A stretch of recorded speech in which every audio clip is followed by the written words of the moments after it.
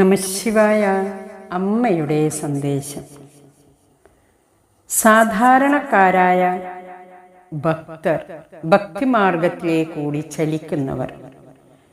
ജീവിച്ചിരിക്കുന്ന ഒരു ഗുരുവില്ലെങ്കിൽ ഭക്തിമാർഗത്തിൽ ധാരാളം തടസ്സങ്ങളും അപകടങ്ങളും ഉണ്ടാകാം. മാർഗം ഏതായാലും ശരീരത്തോടെ ഇരിക്കുന്ന ഒരു ഗുരു ഉണ്ടാകുക എന്നത് വളരെ പ്രധാനമാണ്. ഭക്തിമാർഗം വൈകാരികമാണ്. ഈശ്വരപ്രേമവുമായിട്ടാണ് നാം ഇടപെടുന്നത്. അതുതന്നെയാണ് അതിൻ്റെ അപകടവും. ഈശ്വരനോടുള്ള നമ്മുടെ പ്രേമം യഥാർത്ഥമാണെന്ന് ഉറപ്പുവരുത്തണം. പുറത്തെ ചുറ്റുപാടുകൾ നമ്മെ സ്വാധീനിക്കാൻ പാടില്ല. ചിലർ ഒരു സത്സംഗം കേൾക്കുമ്പോഴേക്കും കരയും.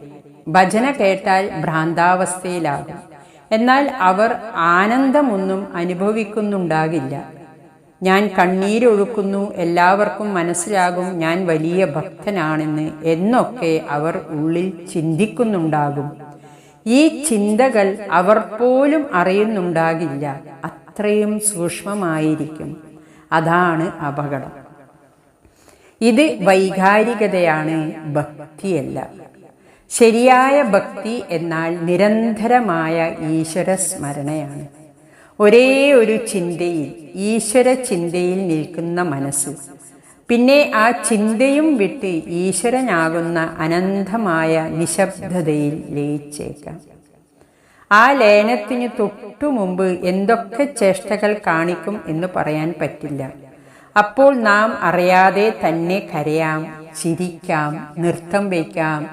നമ്മുടെ അനുഭവങ്ങൾ സത്യമാണോ എന്ന് ഒരു ഗുരുവിന് മാത്രമേ പറയാൻ കഴിയുകയുള്ളൂ. വേറെയുമുണ്ട് അപകടം. പരമഭക്തൻ എന്ന് ഭാവിക്കുന്ന ഒരാൾ ഒരു പക്ഷേ നിഷ്ക്രിയനായി പോയേക്കാം. എല്ലാം ഈശ്വരൻ്റെ ഇച്ഛയാണ് എന്ന് കരുതി അയാൾ ഒരു കർമ്മവും ചെയ്യാതെ ഇരുന്നേക്കാം. വീട്ടുകാരുടെ എല്ലാം ചുമതല ഭഗവാനെ ഏൽപ്പിച്ച് ഭക്ഷണം പോലും അവിടുത്തെ ഇച്ഛ അനുസരിച്ച് ലഭിക്കും എന്ന് കരുതിയിരുന്നാൽ എന്തായിരിക്കും അതിൻ്റെ അവസാനം? കക്കൂസിൽ പോകുന്നതുവരെ ഈശ്വരൻ്റെ ഇച്ഛ അനുസരിച്ചാണ് എന്ന് കരുതിയിരുന്നവരെ അമ്മയ്ക്കറിയാം. പല ഭക്തരും അമ്മയോട് ചോദിച്ചിട്ടുണ്ട്, എങ്ങനെയാണ് ഈശ്വരന് പൂർണ്ണ സമർപ്പണം ചെയ്തു ജീവിക്കുക? അങ്ങനെയായാൽ പിന്നെ നമുക്ക് സ്വയം എന്തെങ്കിലും ചെയ്യാൻ കഴിയുമോ? ഈശ്വരൻ്റെ ഇച്ഛ കൂടാതെ എനിക്ക് ഭക്ഷണം കഴിക്കാനോ ശ്വസിക്കാനോ കഴിയില്ലല്ലോ. ഇത് ശരിയല്ല. നിഷ്ക്രിയനാകുന്നത് ഭക്തന്റെ ലക്ഷണമല്ല, അത് സമർപ്പണവുമല്ല. തൻ്റെ ചുമതലകൾ, ജീവിതത്തിലെ ഓരോ സമയത്തും തൻ്റെ ധർമ്മമനുസരിച്ച് ചെയ്യേണ്ട കർമ്മങ്ങൾ എല്ലാം ഗുരുവിൻ്റെയോ ഈശ്വരൻ്റെയോ പൂജയായി കണ്ട് അവിടുത്തെ കൃപ മാത്രം ലക്ഷ്യമാക്കിക്കൊണ്ട് സാമർത്ഥ്യത്തോടെ ചെയ്യുന്നയാളാണ് ഭക്തൻ. അങ്ങനെയുള്ള ഒരാളിന് സമർപ്പണം സ്വാഭാവികമായി സംഭവിച്ചു പോകുന്നതാണ്. അപ്പോൾ കർമ്മഫലം എങ്ങനെയായാലും ഭക്തന് ഉത്കണ്ഠയില്ല. കർമ്മം സഫലമായാൽ അത് ഈശ്വരൻ്റെ ഇച്ഛ, സഫലമായില്ലെങ്കിൽ അതും ഈശ്വരൻ്റെ ഇച്ഛ. ഫലം എങ്ങനെയായാലും ഒരു ഭക്തന് അമിതമായ സന്തോഷമോ നിരാശയോ ഇല്ല. അതുകൊണ്ട് ഭക്തൻ ഒരിക്കലും നിഷ്ക്രിയനാകരുത്.